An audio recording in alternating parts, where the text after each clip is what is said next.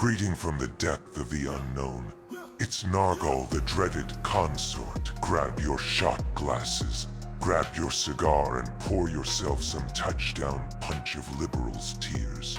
Here to bring you the news from the world of animation. It seems that Velma, the terrible adult-oriented woke fiction to Scooby-Doo, has been officially cancelled after just 2 seasons. This dumpster fire of show has come to an end, which was met with fans of the old are celebrating the news, seeing it as a victory for good taste and common sense. Widespread criticism and poor reception has been described as one of the worst TV shows ever made, with some even going so far as to call it complete garbage. And it's only get worse for animation industry, as an example of the worst show in internet to ever brought to life getting cancelled for performance with audience. While it's true that the show's animation is A tier in that department, however the storytelling is a F tier in all the wrong category of story crafting. And don't get me started with the clear sacrilege of the characters.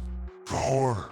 It seems that the cancellation of Velma has sparked a heated debate on Twitter, with some users celebrating the show's failure.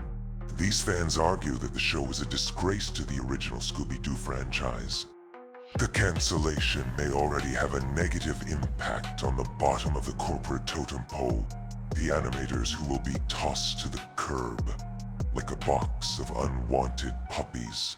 And while the animation industry will shrink every year and become less important to the people on the top of the corporate ladder, let's not forget, it's important to not support trash. While it's true that the future of animation industry is all doom and gloom, the animator could come together and start an indie studio.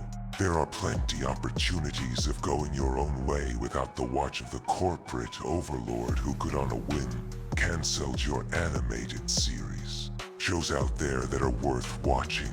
So let's raise a glass to the end of Velma and look forward to the next great animated series that's just waiting to be discovered.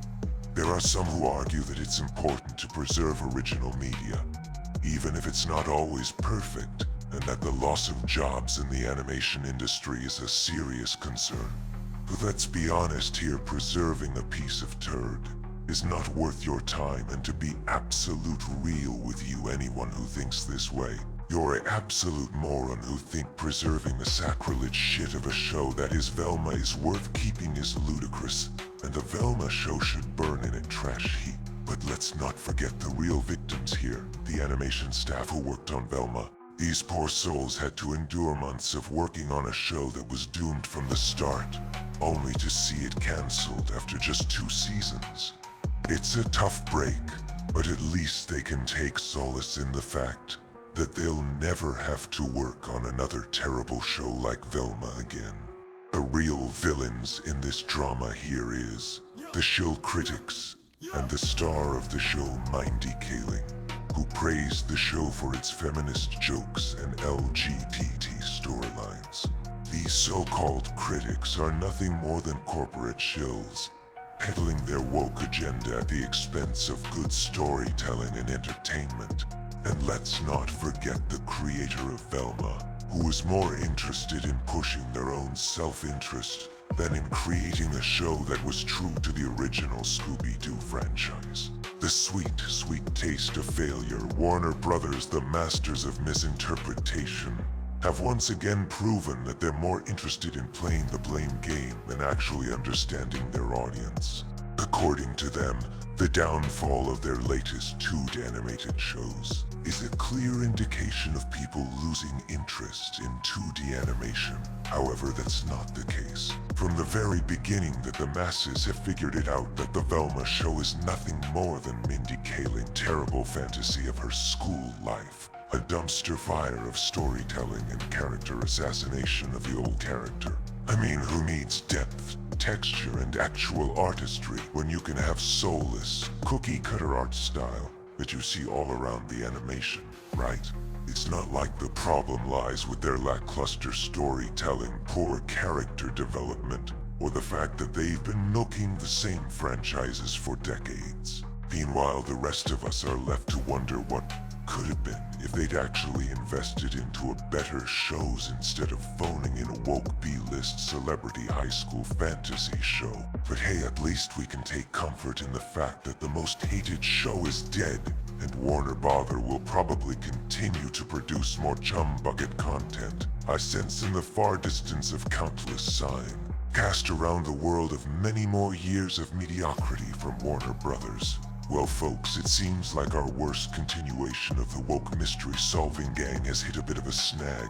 The animated series Velma, based on the beloved character from Scooby-Doo, has been given the axe after just 2 seasons on Max. It looks like the Gen's gang won't be solving any more mysteries together.